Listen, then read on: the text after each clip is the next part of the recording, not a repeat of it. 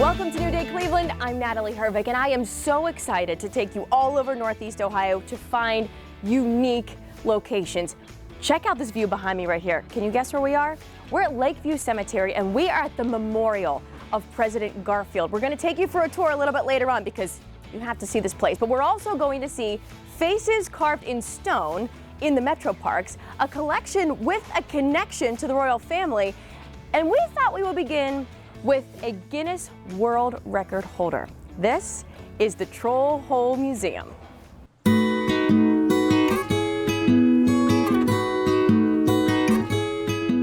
the Troll Hole Museum contains the Guinness World Record largest collection of troll dolls set in an artistic, fun, interactive, and educational museum. 14 different rooms, each one with a different theme. From the Troll Hunter cabin, Are Trolls Real? You can come decide, to the troll doll phenomena.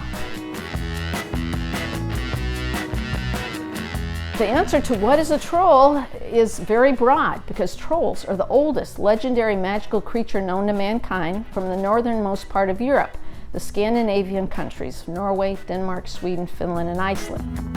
So we start the troll tour in the Troll Hole of Fame, which features the Troll Football Hall of Fame and the trolls that are playing there. We also look at the recent donations to the museum in Sigrid's Adoption Center.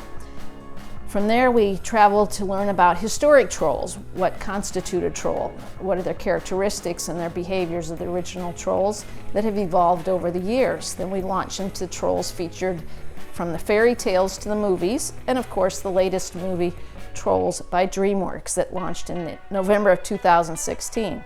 So that is Poppy's World, and that's a big hit with all the toddlers. From there to the Troll Hunter cabin, then our economic impact of troll dolls, on into the troll collection, and then finally we're finishing up with trolls from Scandinavian countries where they all originated from.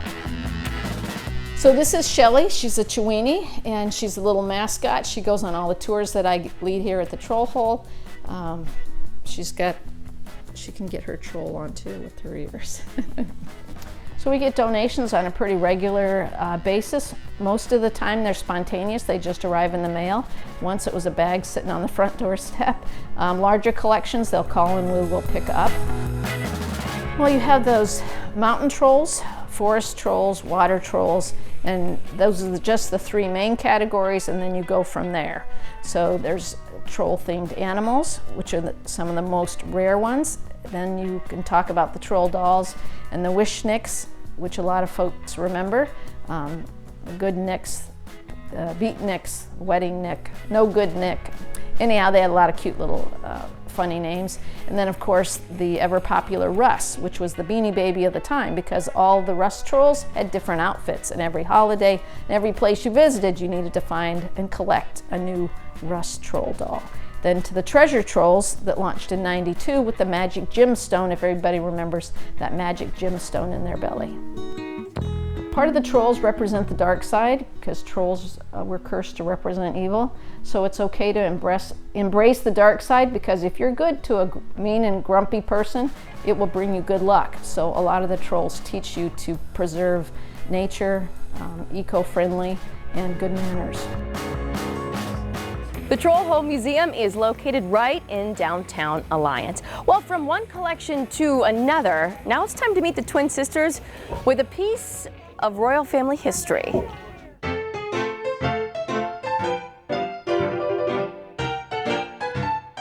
Our museum is the Victorian Perambulator Museum.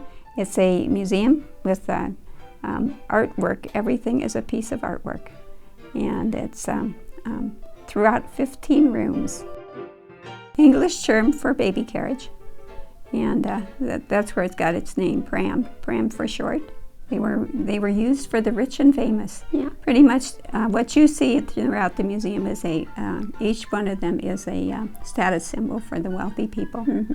And we do feature other carriages too for the normal person would, and some of those are pretty special too.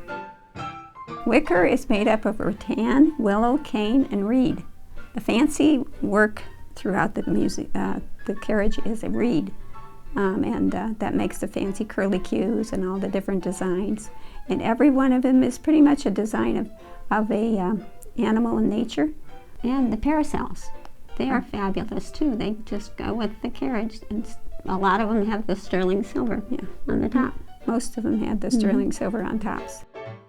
42 years of collecting we started, so 32 years it's been open. And on the road, whenever we got the free time. In the summer, when we weren't teachers, we were out looking. Prince Charles, his carriage actually ours was advertised as Prince Charles Carriage. We could not totally prove it, so we can just say that it's the same person who designed this carriage designed Prince Charles Carriage. So it's pretty famous. People they are so amazed when they step in our door. We've got them in the first room. I mean, we're excited about it every time we take a tour. Some of the top dolls in the country are in here. French dolls are the rarest, and we have quite a few French dolls in our collection. German and the German are our second favorite. Yeah, the doll people love us. Yeah, and all different countries have dolls. Lots of antiques. They just kind of go with the carriages are antiques in themselves, but we like the furniture. It's fabulous. Pieces off the Great Lake ships. Yeah, the toys that come along with that we use for display, and so just a big variety. So the pipes were a collection that we got a few at a time, and we have quite a collection of those now. But there are even horses in the making of a pipe for a design on it. And then the thimbles. My sister was crazy about the thimbles, so we have over 2,000 now, and she's still collecting for our case. So we have to stop when we're traveling. We always have to bring in another thimble.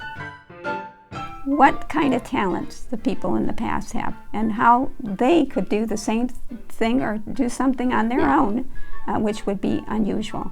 And we tried to get young people to get started on collecting something unique and that other people would be loving to see. And that's the fun part of it. We taught the art of collecting to children. Those that come in are very lucky. They come back again.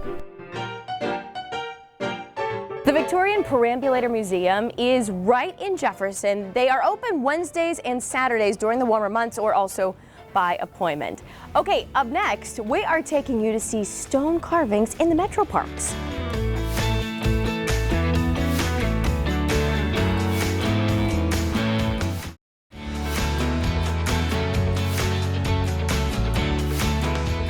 Welcome back to New Day Cleveland as we continue to explore all things unique here in Northeast Ohio. Our next stop is Johnson's Island. It happens to be home to Ohio's most significant Civil War site.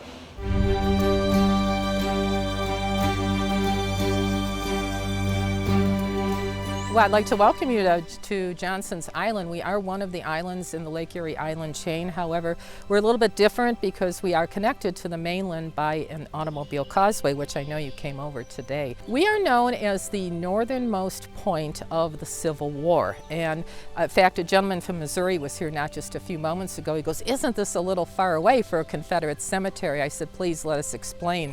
The strategy for the North was to take Confederate officers as far north as possible to prevent them from being recaptured. And that's the reason they stuck them literally on what at that time a deserted island in the middle of Sandusky Bay. The only way to get here was by boat. It's a good mile to the mainland.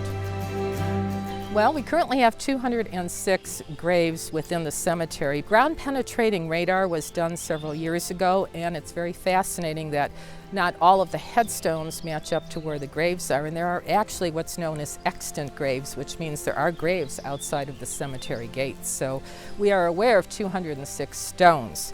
When we place wreaths here during the wintertime for wreaths across America, that's how many wreaths we put out, but we know there's more buried here than that.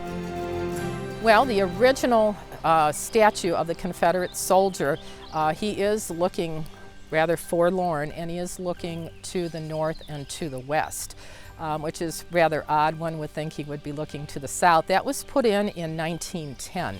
and it's cleaned regularly. It's been here ever since. The other two monuments were put in much more recently. I couldn't tell you exactly the year that they were put in, but one will list all of the soldiers that were buried here, and the other actually has a drawing of the cemetery showing every single grave that they were able to find. These were all Southern boys that were here, and sadly there are 52 unknown soldiers in here. These stones actually are relatively recent. When the cemetery was first put in, there were wooden headstones. And fortunately, there were a couple of young ladies who used to picnic here. They took note of the names on those headstones. And fortunately, when they deteriorated, and the Georgia marble is what it's still used to put in for these stones, they were able to access the records these young girls had. And that's the only way they were able to match up what should be on the stones. We really don't have anyone here to conduct tours on a regular basis, but our cemetery is open from dawn until dusk, and we always encourage our visitors, please. There's a beautiful sign here that gives the history. There's another sign here about the cemetery. Read those signs, get a little bit of information, and then enjoy your trip through here. This island is very near and dear to my heart. I've been here 36 years. I have a great deal of respect for the people that are buried here. And the reason I say that is they were Americans. They were soldiers, and it was a horrendous war between the states, very sad. Their only fault for being here is that they were on the wrong side of the winning team. And they're Americans, and that's what I think we all need to know and to appreciate. Much like we have World War II veterans buried in France, these are American soldiers buried here in America on a small island in Sandusky Bay. Johnson's Island is in the Sandusky Bay. It's about a half an hour from Cedar Point. Okay, I think it's time to head into the woods, shall we, where we can find a series of mysterious carvings in Hinckley.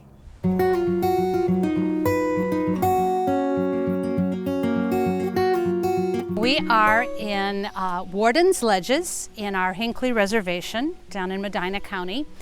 And Warden's Ledges is named for the man, or the family, that owned this area back probably as early as the 1850s. The youngest daughter in the family, whose name was Nettie, when she was in her early 80s, she married a man named Noble Stewart. Now Nettie had ended up inheriting the farm from her parents when they died. She married a man named Noble Stewart who was about 30 years her junior. And he came to live with her here at the farmhouse with his son George from a prior marriage. And Noble started coming down here and carving things. They're very eclectic. He carved a sphinx. He carved his father-in-law's face. Now, he never knew his father-in-law, but from a picture, and from the family picture that we have, that's a pretty good likeness. Then he started going further into the ledges and carving some other things. There is a picture of the Marquis de Lafayette. There is a picture of George Washington. There is a ship of some kind. He left no explanation of why he did all of this. We have a cross and a Bible, an open Bible, and further up near the house he did carve a full-size, almost life-size crucifix. So he carved these from about 1944 to 1948 in that time period, and for a while not many people knew about them. This was their land, of course. And also in that time period, Ty Cobb, baseball player for the Detroit Tigers. He carved his face. He has to have a baseball cap on, but it has eroded away over the years.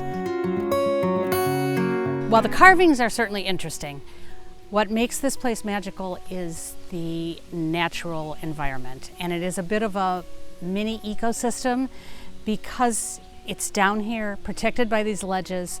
There's the moist air that gets collected, comes off the rocks. So it creates plants down here that we don't see in much of any place in the metro parks. Ferns, lichens, mosses, which is why when people come down here we want them to be really careful, because if you disturb the moss or the lichens that have been growing and it rubs off the rock, it takes years, decades for it to grow back. The path that leads down from our Warden's Ledges parking lot is deceptively rather simple at first, kind of a low grade, a little bit gravelly, kind of picks up where the bridle trail is. And then when you get down and you come around the loop, it's rather steep, rocky, and even in the height of summer, it tends to be muddy and a little slick. there's something about being drawn to these rocks and these ledges, I guess, that cries out for them, at least to Noble Stewart, to leave his mark on them, literally. Worden's Ledges is in the Hinckley Reservation. The Metro Parks does ask, though, remember to stay off of the rocks. When we come back, we are taking you backstage at an incredible piece of Cleveland history.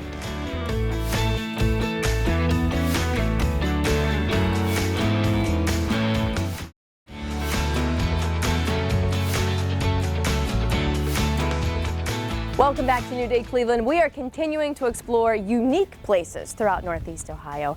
Our next stop is an old gas station. So what's so interesting about that? David has the answer.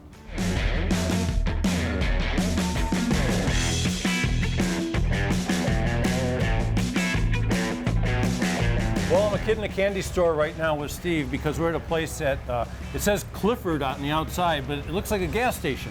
It is a gas station, actually. It was converted by my grandfather. It used to be an old mobile station. He purchased it back in 1982. We have the funeral home next door, and the plan was to just make more parking lot.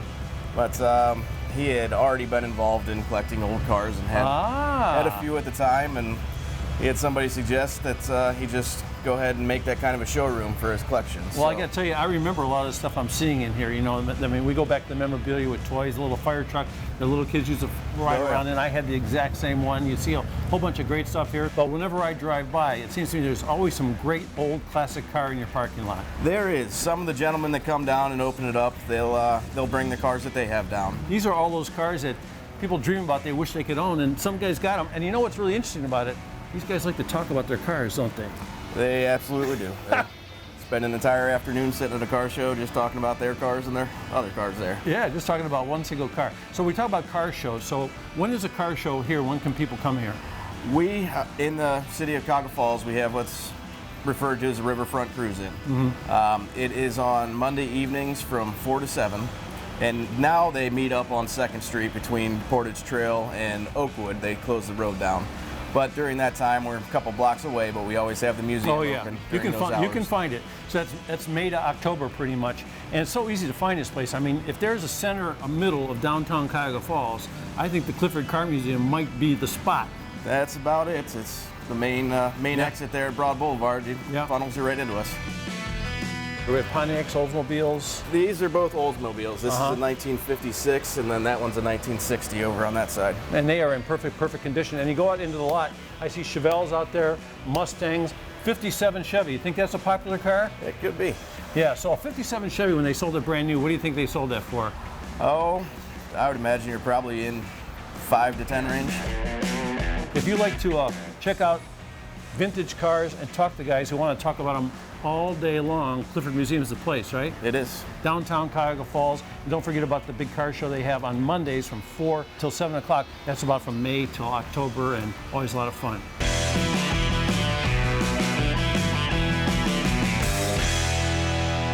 It's hard to believe, but our next piece of Cleveland history almost vanished. It was saved by the wrecking ball in the 70s, and if you fast forward to today, well, you can see top-notch productions at Playhouse Square. And if you head out on the right day, you can even head backstage. We are in the front part of the lobby of the State Theater, all right? So we're going to go into the main part of the lobby of the State Theater, and we'll kind of kick off and we'll start talking about some things there, all right? Okay. So we offer free public tours, usually on the first Saturday of each month. You want to check playhousesquare.org for exact dates. We have 5 historic theaters that were built 1921 to 1922, and you get to explore all that beauty. Our tour guides will tell you about the history, the economic impact of Playhouse Square, all the great things that we're up to now. So our public tours usually take about 90 minutes. Every tour guide tells different stories, and every tour will take you different places. It all depends on which theaters are available, so sometimes you'll get to go backstage and see dressing rooms.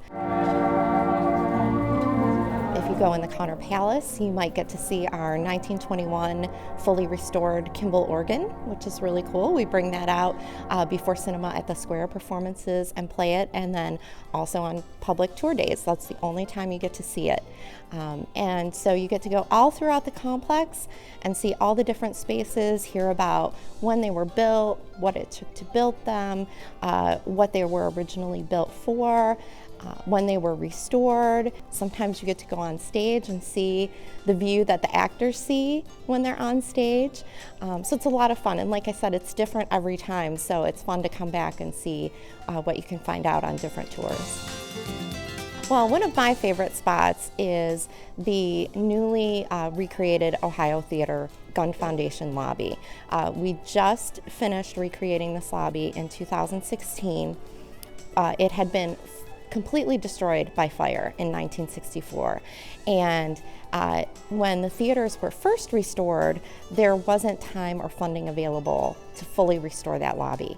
And so we were finally able to complete that project, and it is just delicious in there with all of the molding and the colors and the murals. So I really encourage people to take some time looking around in that lobby. Our tour guides are so wonderful. They wear the famous Playhouse Square red coat jacket, and they are all volunteers who have chosen to do this because they love Playhouse Square and its history and sharing that with other people.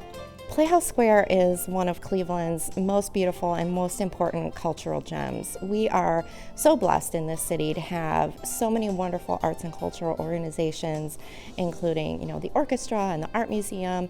And, Playhouse Square has such a rich history. It's so beautiful. There are so many details in these theaters that even I, working here for nearly 14 years, I discover something new every time I'm in the theater. So I hope that people will come and take the time to explore and see the beauty of the craftsmanship of these theaters that were built almost 100 years ago. The free, and yes, I said free, backstage tours at Playhouse Square happen on Saturdays, but they're select Saturdays, so you can go to playhousesquare.org and find that complete list. When we come back, we are showing you why Lakeview Cemetery here is so incredibly unique.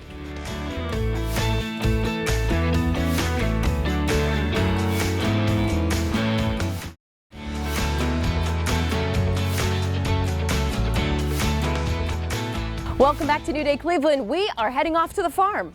But this isn't just any old farm. They have some very unique and special animals.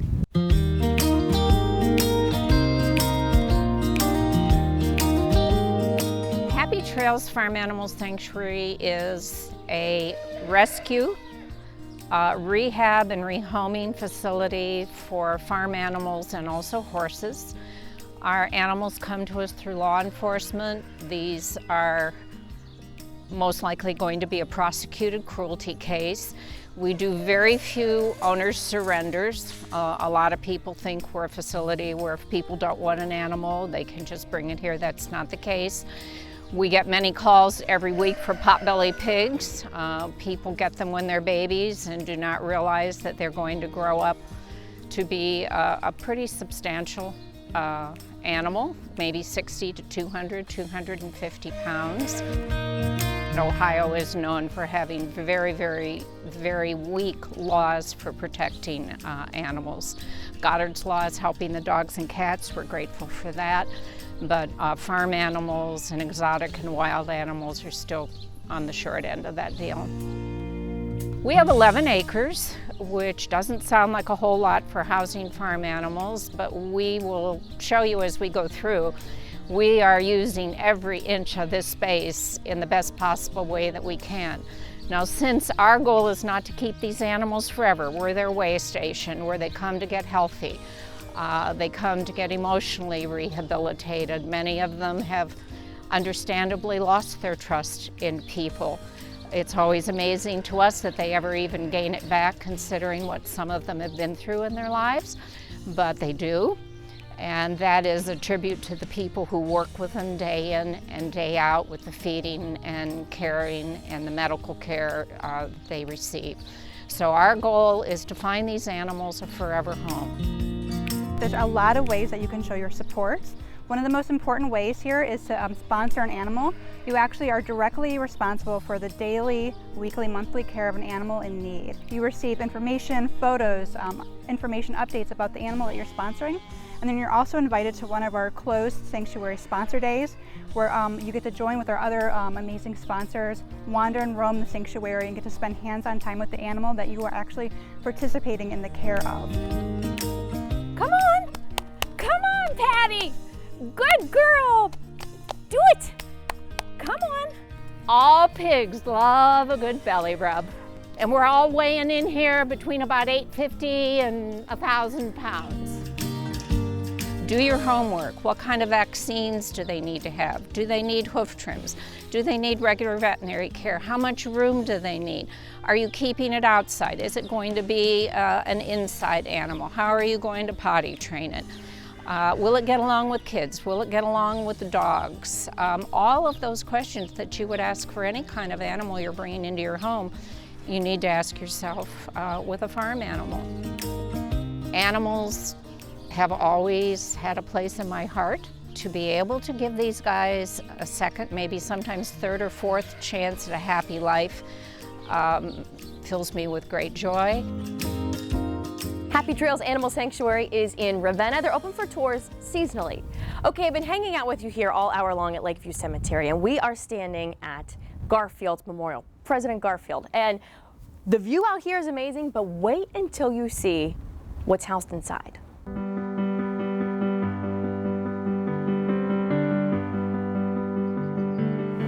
Well, we have been showing you the views here from Lakeview Cemetery all hour, but when you come here, this is a must stop. I have Kathy with me. We are at President Garfield's Memorial. This is just stunning. It truly is. It's pretty amazing. It's one of the most magnificent memorials for any U.S. president. And you find that interesting to know that he was only in office for 4 months, and yet what an elaborate presentation for him. It absolutely is. In fact, it really represents the love of the country had for him. And it was also speaking to the Gilded Age and the period in which he was president.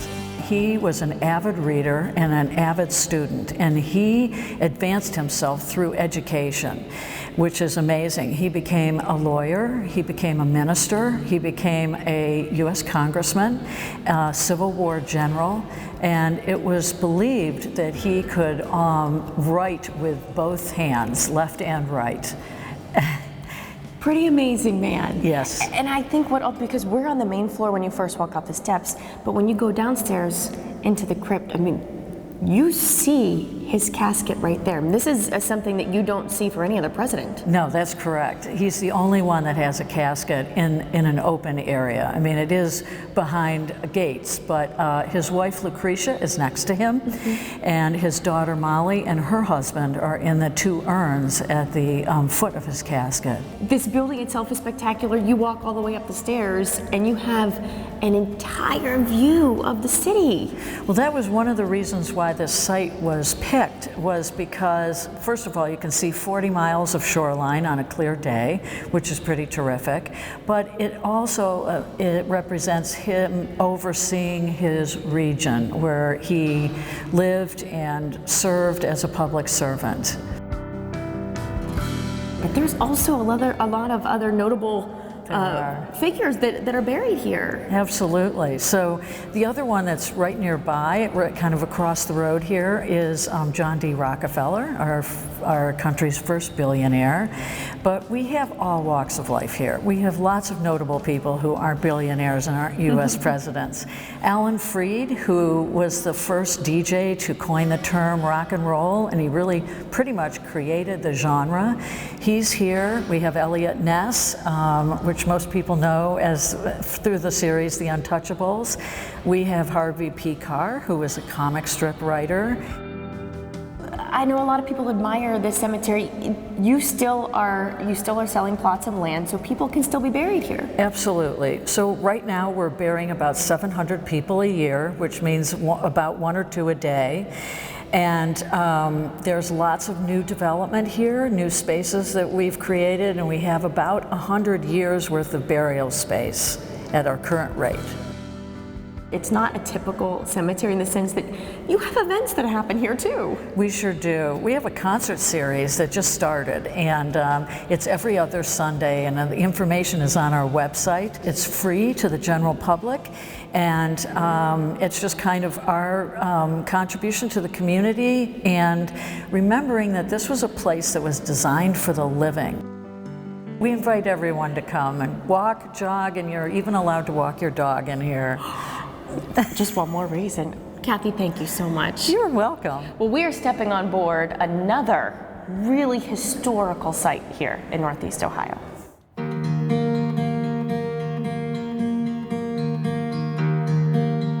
So we're standing on the pier next to the steamship William G. Mather, which is a historic floating maritime museum that is one of the assets of Great Lakes Science Center. So when you come to Great Lakes Science Center, you can visit the museum, of course. You can also tour our 618-foot-long Great Lakes freighter. One of the great things about it is that if you're just a history buff and you're not interested in seeing the whole museum, you can get a ticket for just the Mather, or we do have combo tickets available so that you can tour both. It's a seasonal attraction. It's open weekends in early spring and in the late fall, and then it's open Tuesdays through Sundays during the summer months. The Mather started out in the 1920s as a working Great Lakes freighter, shipping primarily iron ore from mines in the northern Great Lakes region, and then bringing the ore south to places like Lorain and Cleveland, where the steel factories were. And iron ore is a main component in manufacturing steel. So throughout the entire 20th century, from the 20s until the 80s, this ship actually went back and forth up and down the Great Lakes, bringing iron ore down to Cleveland and up the Cuyahoga River. After it was retired, technology improved for the ships, and it got outdated, and it was finally retired. And then it was restored throughout the late 80s, and it became a museum in the early 90s. It was originally docked a little bit farther down. If you're familiar with the lakefront, it was a little bit closer to the Coast Guard station and where the cod is. And then it moved over here in the mid-2000s and became part of the Great Lakes Science Center. When you visit the Mather, we have volunteers on board who can explain all the different historic aspects of the ship. And then periodically throughout the summer, we also offer guided hard hat tours that go a little bit deeper into the history and take you to some areas that are not on the regular walk-through self-guided tours. So when you come onto the ship, you're able to see the cargo hold, you're able to see the pilot house, you're able to see the crew's quarters, the kitchen, and then my favorite part of the ship is actually the engine room, which is 4 stories high and full of really amazing, super cool 20th century technology that just isn't really built that way anymore. What makes it even more unique than some of the other ones that are available for tours is that it was a flagship for the company, for the Cleveland Cliffs Company. And as a flagship, it has extra compartments where the company would take guests, whether they were family members of executives or politicians they wanted to impress or people they were trying to do business with. So there are much nicer accommodations built onto this ship than what you would normally see for crew members. Because Cleveland Cliffs was a Cleveland-based company, and because the ship's history is tied to what helped build Cleveland with the steel industry and manufacturing, I think it makes it a little bit more special because it really is part of Cleveland's history. And I think if you're out and around and you're discovering downtown and thinking about Cleveland, it's a really unique place to check out. The William G. Mather steamship is docked right behind the Science Center, very easy to find. When we come back, we are showing you a statue that attracts visitors from all over the world.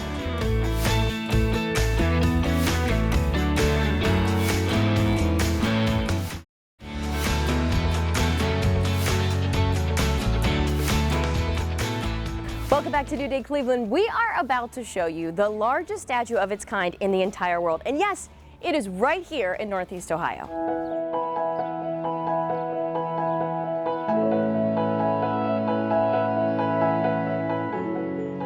In 1992, we got our farm back and we decided to use it for the greater glory of God, so we named it Servants of Mary Center for Peace. That's Our Lady of Guadalupe, and she is the largest statue of Our Lady of Guadalupe in the world, and people come from all over to see her. She is 33 feet, 1 year for every foot of the life of Christ, and then when they put the rays in the clouds and the angel underneath her, it raised it to 50 feet. And my whole idea to begin with was to put statues of our saints, different saints every place, and I was actually going to have like a little electronic thing set up so that you could push a button and it would play the history of the saint. So you could learn about the different saints and walk to different places. And that's basically what my idea was to move forward. And then we invited speakers to come and talk, and that's how Tony Zuniga came. We started talking about the different saints, and when I came to talking about Our Lady of Guadalupe, that was his patron saint. And he just went on and on about Our Lady. You know, and I was so impressed with his knowledge of Our Lady, and I told him, I said, well, Tony, you have such a great dedication to Our Lady of Guadalupe. Why don't you choose a location for her? He said, well, I know where she's supposed to go, out there on the island in the lake. And so Ed was telling him, well, how big will it be? Yeah, he says, yeah, she's going to be pretty, you know, tall. Ed said, how big is the largest statue? And he said, it's down in Mexico and it's 30 feet. And he said, but this one's going to be 33 feet, 1 year for the life of Christ. And I thought, 33 feet. And I said, listen, I said, you find somebody who could do a job like that and make a 30-foot statue of Our Lady of Guadalupe, then I'll go ahead and cover that. All denominations come here. We are Catholic based, but all denominations come here, and she is the Mother of God. And we want them to feel the peace that's here. And some people come and they cry coming back. What is it that we feel here? Some people are just filled with joy. So, you know, it's a very holy place. The grounds are open daily, but keep in mind the hours do change seasonally. Now, if you just drive 15 minutes away and you look for the giant horse and buggy, you will find one of the oldest general stores around.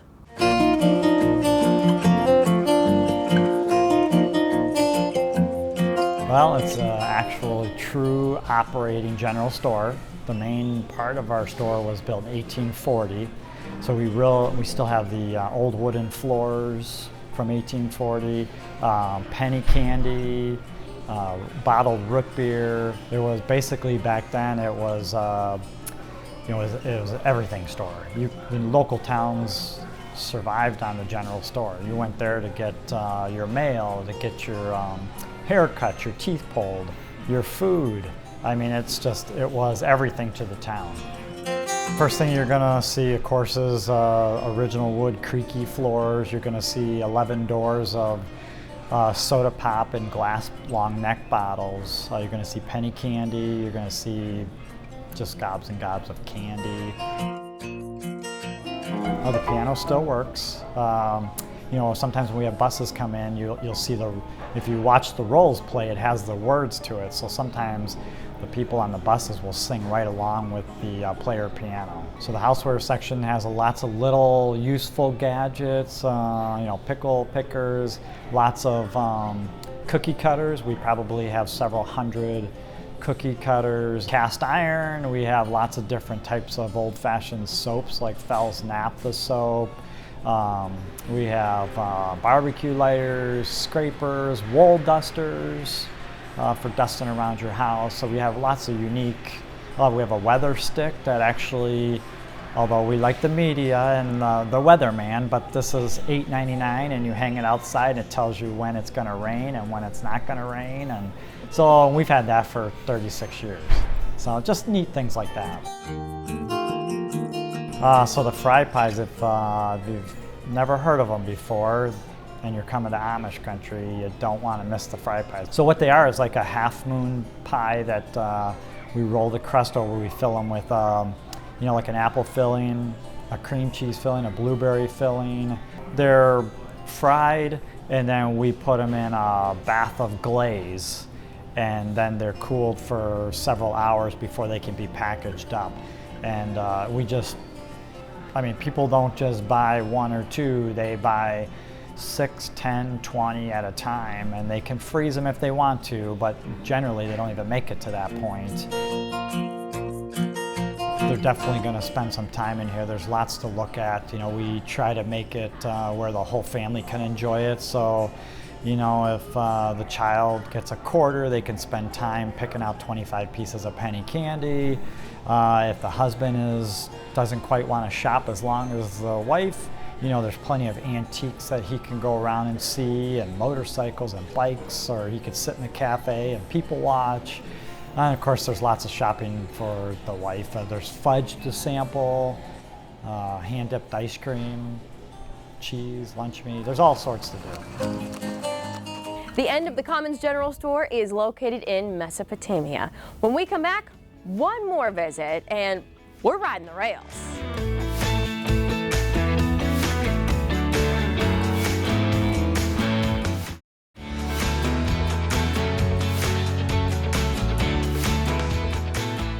Welcome back to New Day Cleveland and our unique stops all over Northeast Ohio. Hope you've enjoyed your time so far. Here's one last one for you, and as I've been saying, well, it's also one of a kind.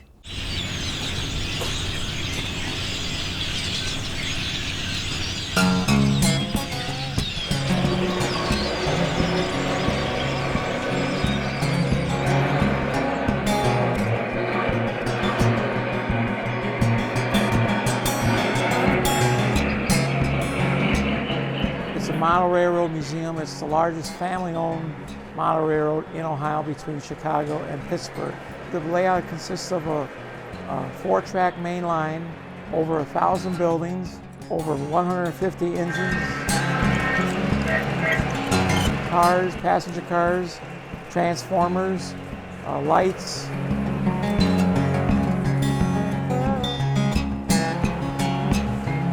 The building we started a little over 6 years ago. The museum, the layout itself took us 4.5 years to build. And when you go in there and you see the layout, it's freelance. It's no world anywhere. It's our world. We created it. So whatever you see in there, you'll say, well, I've seen that somewhere before, but you don't know where. Because I didn't want to make a specific time. Because if I make a specific time, that means you got to have everything from that period or that era. I wanted to have anything I wanted ever since I was a kid. If I wanted that certain train, I wanted it.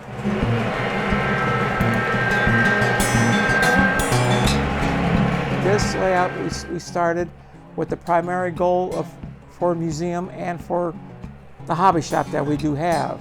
There's people talking about that the hobby is fading or it's going to the wayside. We don't see that.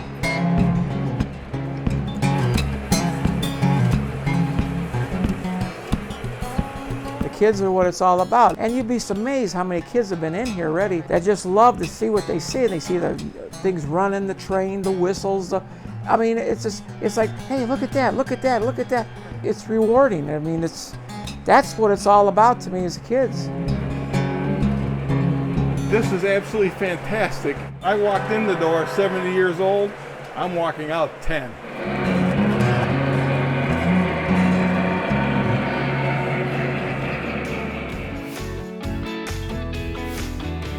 The museum is in Huntsburg Township, right near Middlefield. Can't believe it, but our hour-long show has come to an end. We hope you've enjoyed all of these great, unique finds. We have so many treasures right here in Northeast Ohio, and we know that you know about a lot of them as well. So we love to hear yours. If you email us at newday@fox8.com, or also get in touch with us on Facebook or Instagram. We just might show up at one of your locations too. Thank you so much for joining us for this hour. I appreciate it. I've had a wonderful time here at Lakeview Cemetery. I'm Natalie Hervick, and I'll see you on the next New Day Cleveland.